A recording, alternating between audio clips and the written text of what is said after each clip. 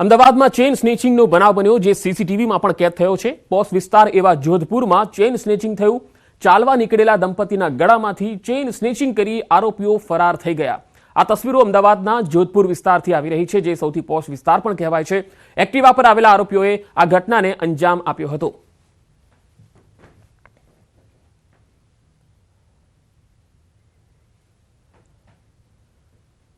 Jamnagar Rajkot highway પર ગમખ્વાર અકસ્માત થયો। જાયબા પાસે મોપેડ અને બોલેરો વચ્ચે અકસ્માત થયો।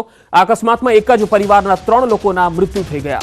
મૃતકો ધ્રોલના ભેંસગઢના રહેવાસી હોવાની જાણકારી મળી રહી છે। ઘટનાની જાણ થતાં જ પોલીસનો કાફલો પણ સ્થળ પર આવી પહોંચ્યો હતો। એક જ પરિવારના 3 લોકોના કરુણ મૃત્યુ થયા છે। ધ્રોલના ભેંસગઢ ગામના રહેવાસી હતા આ તમામ મૃતકો।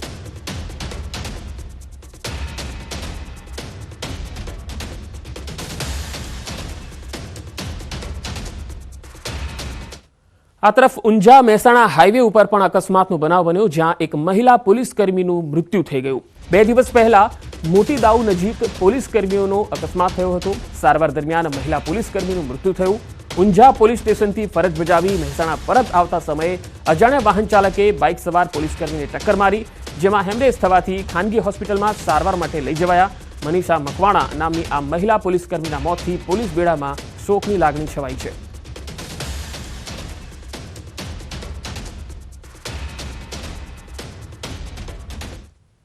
મહેસાણાના વડનગરના મોઢાસણ ચોકડી પાસે અકસ્માત થયો, જ્યાં 1.5 વર્ષના બાળક અને માતાનું મોત થઈ ગયું। કાર અને ટ્રેક્ટર વચ્ચે સર્જાયો હતો અકસ્માત। કારમાં 3 લોકો સવાર હતા, જેમાંથી 2ના મૃત્યુ થઈ ગયા।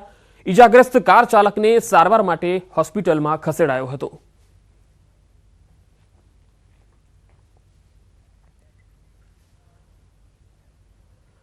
અમદાવાદની ખ્યાતિ હોસ્પિટલ કાંડના વિવાદ શમવાનું નામ નથી લઈ રહ્યો, ત્યારે ખ્યાતિ હોસ્પિટલની બેદરકારીનો વધુ એક કિસ્સો સુરેન્દ્રનગરમાં સામે આવ્યો, જેમાં બજાણા ગામના આધેડનું ખ્યાતિ હોસ્પિટલના તબીબોની બેદરકારી ભરી સારવારથી મોત થયાનો દાવો કરાયો છે।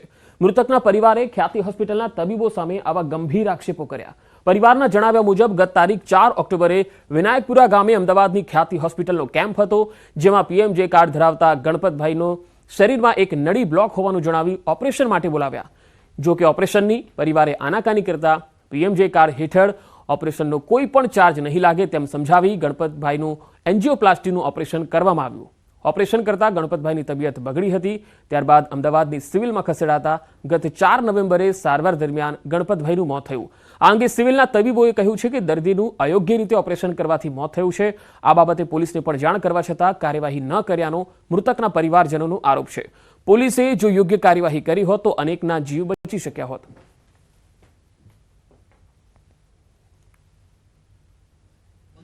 ત્યાં કેમ્પ આવેલો ખ્યાતિ હોસ્પિટલનો 6 તારીખે, એટલે કેમ્પમાં તપાસ કરાઈ, એટલે કે વધુ તપાસ કરાવી હોય તો કે તમે હોસ્પિટલ આવો, અમારી ગાડી આવશે। એટલે પછી બીજા દિવસે ગાડીમાં ગયા અને ત્યાં તપાસ કરાઈ અને એન્જિયોગ્રાફી કરી અને તરત એમને કીધું કે આમાં નળી બ્લોકેજ છે તમારે, એટલે કે સ્ટેન્ડ મૂકવું પડશે। સિવિલમાં લઈ ગયા પછી સિવિલના ડોક્ટરોને તપાસ કરતા એમના અભિપ્રાય મુજબ, એમના કહેવા મુજબ કે ભાઈ આનું જે ઓપરેશન કરવામાં આવ્યું છે એમની બેદરકારી હોય કે ગમે તે હોય, પણ આમનું તબિયત એના કારણે લથડી છે, એટલે સિવિલમાં 11 દિવસ માટે એમને સારવાર કરી। સારવાર દરમિયાન એમને 11મા દિવસે મૃત્યુ પામ્યું હતું।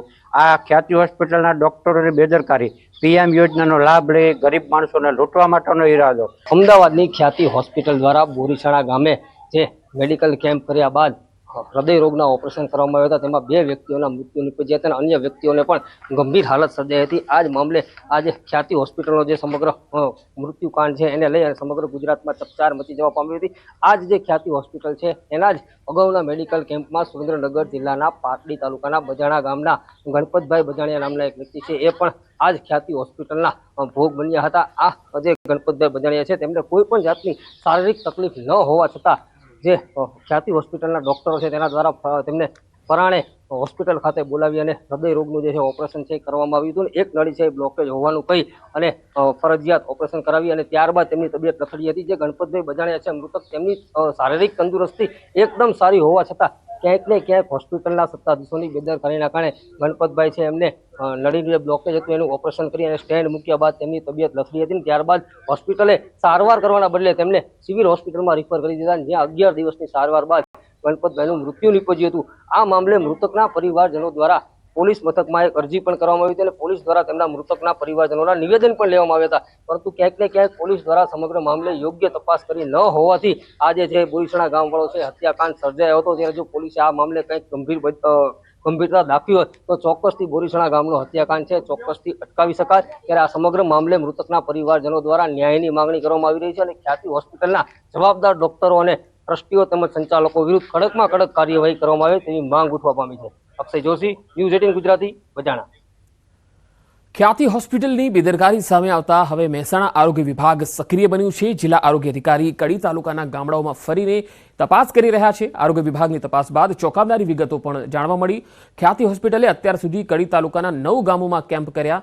બોરીસણા, ખાવડ, ડરણ, વાઘરોડા, કોલાદ, લક્ષ્મીપુરા, ખંડેરાવપુરા, કાણજરી અને વિનાયકપુરામાં કેમ્પો કર્યા। હજુ પણ મહેસાણા આરોગ્ય વિભાગની ટીમ તપાસ કરી રહી છે।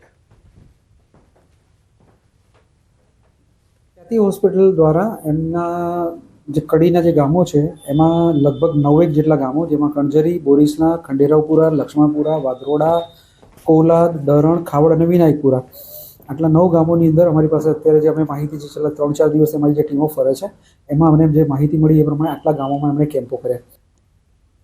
આગળ વધુ સમાચારો પર નજર કરીશું। હાલ રોકાઈશું એક વિરામ માટે।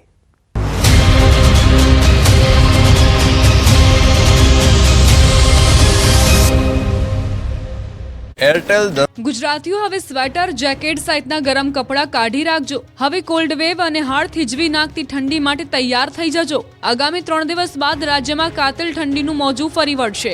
નવેમ્બર મહિનો અડધો પૂરો થઈ ગયો છે, છતાં હાલમાં ગુજરાતમાં શિયાળાની રાહ જોવાઈ રહી છે। મોટાભાગના શહેરોમાં ગુલાબી ઠંડીનો જ અહેસાસ થઈ રહ્યો છે। તાપમાનનો પારો 14.8 ડિગ્રીથી નીચે ઉતર્યો જ નથી, ત્યારે હવામાન વિભાગે 3 દિવસ પછીથી કડકડતી ઠંડીની આગાહી કરી છે। આગાહી અનુસાર રાજ્યમાં આગામી 19 નવેમ્બરથી હાડ ગગડાવતી ઠંડીની અસર જોવા મળશે। ઉત્તર ભારતમાં હિમવર્ષા થતા ગુજરાતમાં પવનની દિશા બદલાઈ ગઈ છે। ઉત્તર પૂર્વના પવનના લીધે ઠંડીમાં વધારો થશે, જેની અસર 3 દિવસ બાદ જોવા મળશે। ઠંડીનો ચમકારો વધશે। 3 દિવસ બાદ અસલ શિયાળાની ઠંડી શરૂ થશે। જોકે ડિસેમ્બરમાં હાડ થીજવતી ઠંડી પડશે।